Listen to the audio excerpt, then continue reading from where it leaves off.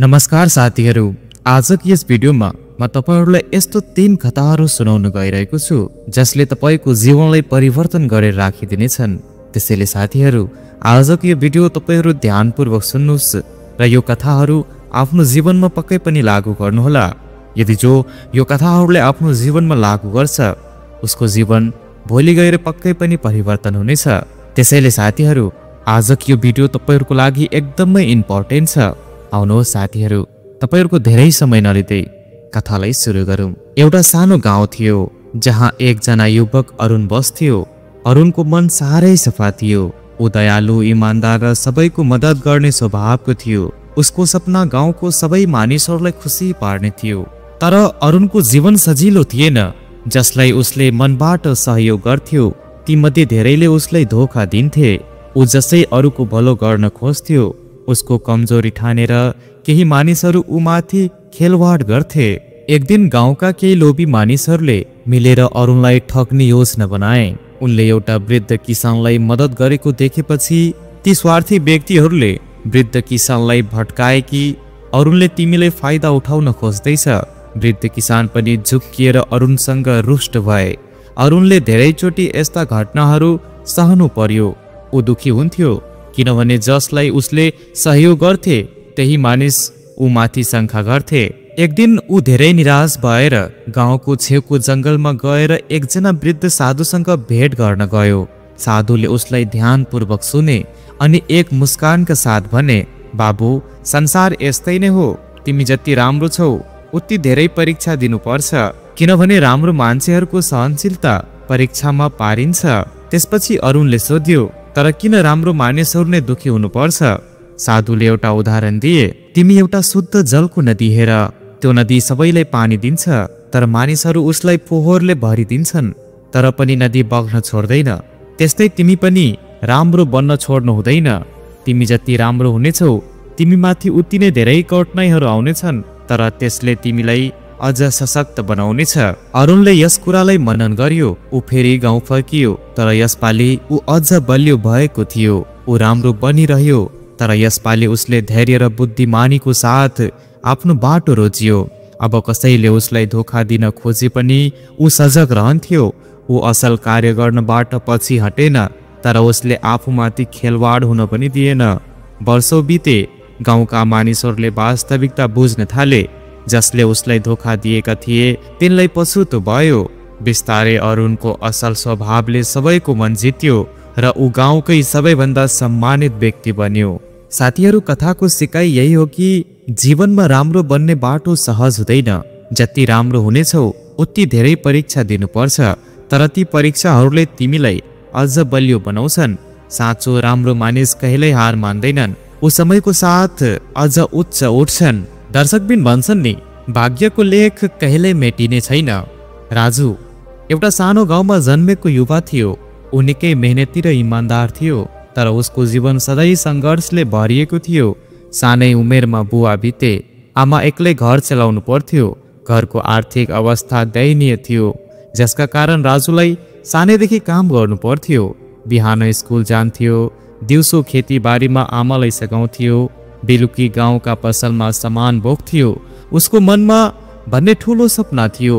ऊ पढेर ठुलो मान्छे बन्न चाहन्थे तर उसको बाटो सहज थिएन। विद्यालयमा पनि उसले निकै सङ्घर्ष गर्नु पर्यो। किताब किन्न पैसा थिएन। पुराना किताब पढेर ऊ अगाडि बढ्थ्यो। साथीभाइ नयाँ कपी किताब ल्याउँथे तर राजु पुराना कपीका खाली ठाउँमा लेखेर पढ्थ्यो।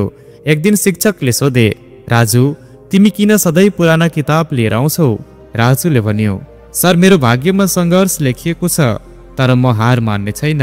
शिक्षक मुस्कुराएर भने, भाग्यको लेख कहिल्यै मेटिने छैन तर मेहनतले नयाँ बाटो खोल्न सकिन्छ। विद्यालय सकेपछि राजु अगाडि पढ्न चाहन्थ्यो। उसले छात्रवृत्तिको लागि आवेदन दियो तर पहिले प्रयासमा असफल भयो। गाउँका धेरैले भने, तसँग के भाग्य छ र? त सहर गएर के गर्छस्? गाउँमै मजदुरी गर। तर राजु हार मान्नेवाला थिएन। ऊ फेरि आवेदन दियो। यसपटक पनि असफल भयो तर उसले प्रयास गर्न छोडेन। तेस्रो पटकमा ऊ अन्ततः छात्रवृत्तिमा छनौट भयो।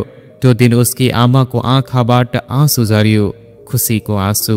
राजु सहर पुग्यो, पढाइ सुरु गर्यो। तर यहाँ पनि सङ्घर्ष सकिएको थिएन। उसले पढाइसँगै काम गर्नु पर्थ्यो।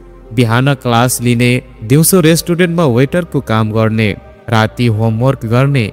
कहिलेकाहीँ ऊ साह्रै थाक्थ्यो, भोकै सुत्थ्यो। तर उसको मनमा एउटा कुरा थियो, म यहाँ हार माने भने मेरो सपना मर्छ। बिस्तारै उसको मेहनत रङ्ग ल्याउन थाल्यो। ऊ क्लासमा सबैभन्दा राम्रो विद्यार्थी बन्यो। ऊ शिक्षकहरूको मनपर्ने विद्यार्थी बन्यो। सार्थकपछि उसलाई राम्रो जागिरको अफर आयो।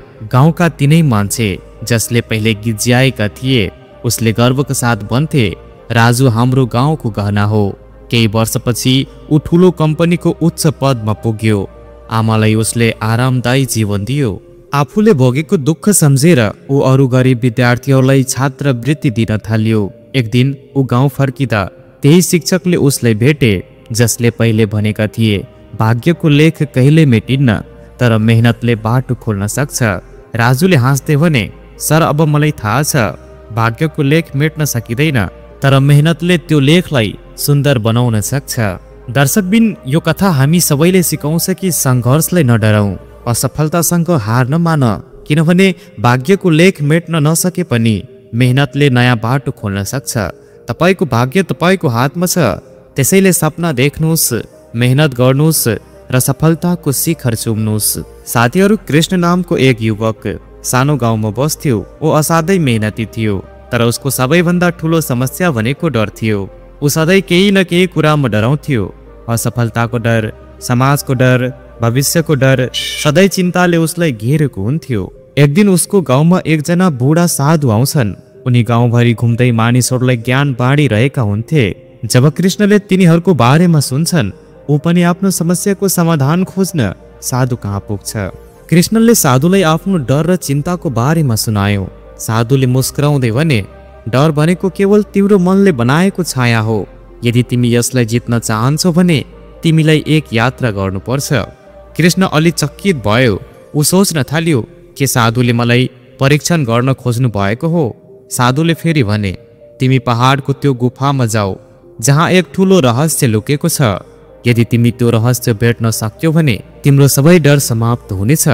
कृष्णले केही नसोची अघि बढ्यो। पहाडसम्म पुग्ने बाटो निकै कठिन थियो।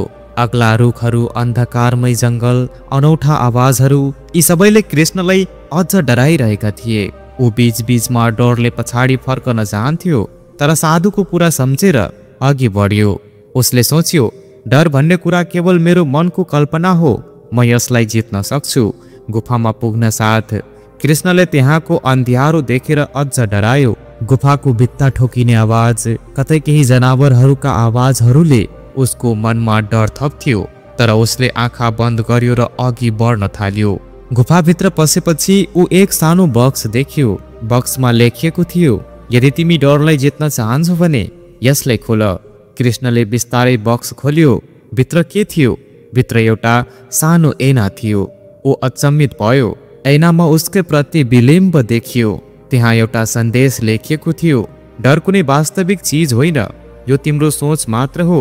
जब तिमी डरलाई सामना गर्छौ, तब मात्र तिमी यसलाई जित्न सक्छौ। त्यसपछि कृष्णले बुझ्यो, डर भनेको केवल ऊ आफैले बनाएको भ्रम मात्र हो। डरसँग जति लडिन्छ त्यति नै डर कमजोर बन्छ। ऊ निर्धक्क भएर बाहिर आयो। गाउँ फर्केपछि ऊ पहिले भन्दा आत्मविश्वासी बन्यो। कुनै पनि परिस्थितिमा डराउन छाडियो। अब ऊ चिन्ता गर्दैनथ्यो, बरु आफ्नो कर्ममा ध्यान दिन्थ्यो।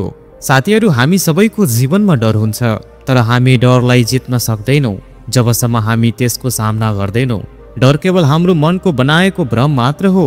जब हामी आफ्नो डरको सामना गर्छौँ, तब मात्र जीवनमा सफलता हासिल गर्न सक्छौँ। त्यसैले कहिल्यै डरबाट भाग्ने होइन, बरु त्यसको सामना गर्नुपर्छ।